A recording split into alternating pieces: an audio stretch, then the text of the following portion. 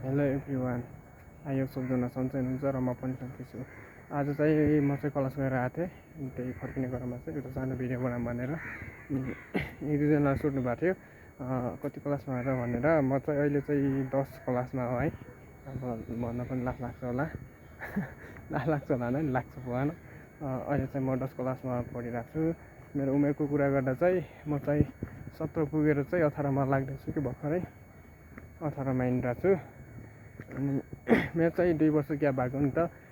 मेरो खास उमेर भनेको अहिले कम्तीमा पनि 12मा पढ्नुपर्ने, कि त भने 12को इक्जाम दिएर सक्नुपर्ने हो नि त। त्यस्तो भएन कि, किनभने अब पढ्नु सानो उमेरबाट पढेको थियो। अनि तर बिचमा हुन्छ नि त कुनै कुनै समस्याहरू यताउति, अब उता गाउँतिरबाट यतातिर आइयो के अरे। त्यति बेलामा चाहिँ 2 क्लास घटाएको हो कि मैले। मेरो चाहिँ 2 वर्ष ग्याप भएको, त्यही भएर चाहिँ मैले त 10मा हो। त्यस्तो नराम्रो त केही फिल हुन, तर आफूभन्दा साना छन् सबै क्लासमा पनि, सबै 2 वर्ष 3 वर्ष कोही कोही 4 वर्ष पुरानो छन् कि 4 वर्ष सानो पनि छन्।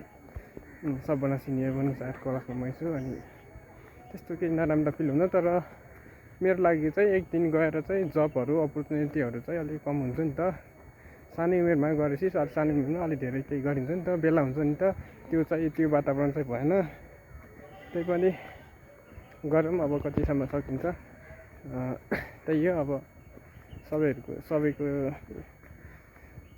क्वेसनको एन्सर चाहिँ यही नै भयो के अरे। म चाहिँ 18 वर्ष 17 चाहिँ पुरा भइसकेको, 18मा लागिसकेको, 18 भनौँ के अरे 18 वर्ष। अनि चाहिँ 18 वर्ष 10 क्लासमा अहिले चाहिँ है, त्यति नै भन्न चाहन्छु। ल, म चाहिँ यहीँ तानसेन नगरपालिका वार्ड नम्बर 6 अघि 7 हो, त्यो त थाहा भएन, तर भालु